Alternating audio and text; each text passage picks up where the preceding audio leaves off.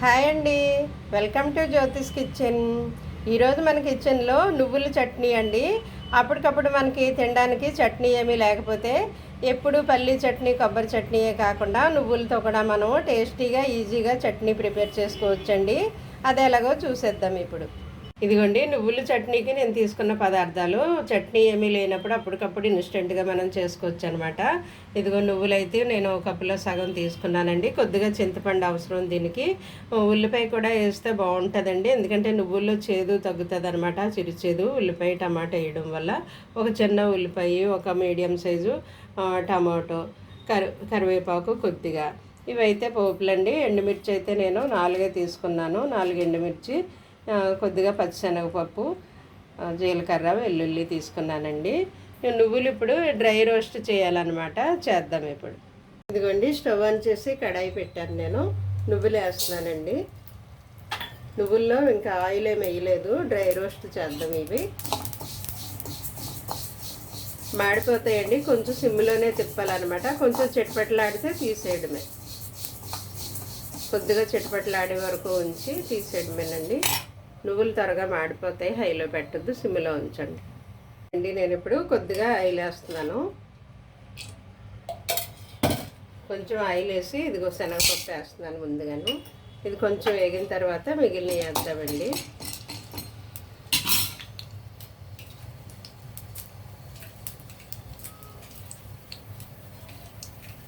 అది కొంచెం వేడెక్కింది కదా శనగపప్పు, ఇప్పుడు మిగిలిన అన్నీ వేద్దాం.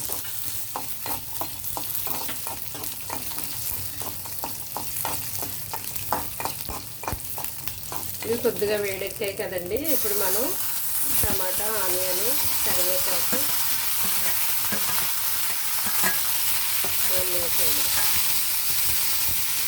ఇవి కొద్దిగా మగ్గనివ్వాలండి. ఈ టమాటాలో ఉన్న జ్యూస్ వల్ల ఉల్లిపాయలు ఇవి మెత్తగా అవుతాయి. కొద్దిగా మగ్గనిచ్చిన తర్వాత అప్పుడు స్టవ్ ఆపుదాం. ఇదిగోండి, ఇవన్నీ ఇలా మగ్గితే చాలన్నమాట. ఇప్పుడు ఇంకా ఆపేసి చల్లారనివ్వాలి. చల్లారిన తర్వాత గ్రైండ్ చేద్దామండి.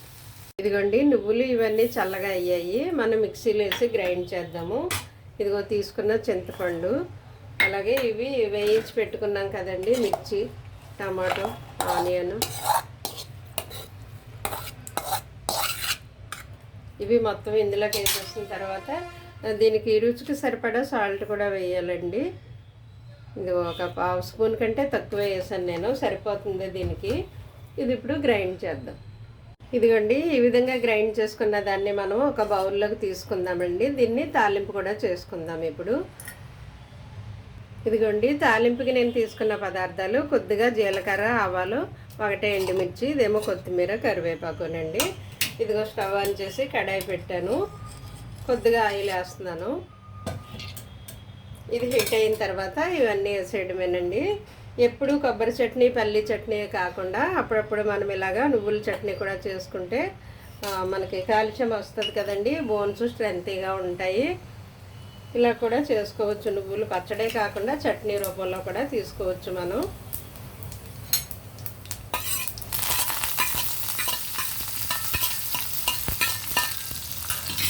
ఇది ఇడ్లీలోకి, దోశలోకి కూడా బాగుంటుందండి, ఏ టిఫిన్లోకైనా బాగుంటుంది. ఇలా మనము చట్నీ రూపంలో తీసుకోవడం కూడా మంచిదేనండి. ఎక్కువగా వేపుడు శనగపప్పు చట్నీ, ఆ తర్వాత కొబ్బరి చట్నీ, పల్లీ చట్నీ ఇవే చేసుకుంటారు కదండి. ఇలా నువ్వుల చట్నీ కూడా చేసుకోవడం బాగుంటుందన్నమాట, మంచిది. వేగిపోయిందండి, నేను దీంట్లోకి వేసేస్తాను. అంతేనండి, చాలా సింపుల్గా మనం ఇలాగా నువ్వుల పచ్చడి చేసుకోవచ్చు అనమాట. ఇదిగోండి, చాలా సింపుల్గా, టేస్టీగా, ఈజీగా నువ్వుల చట్నీ రెడీ అయిపోయిందండి. ఇది ఏ టిఫిన్లోకైనా బాగుంటుందండి. మీరు కూడా ట్రై చేయండి. మీకు ఎలా వచ్చిందో నాకు కామెంట్ చేయండి.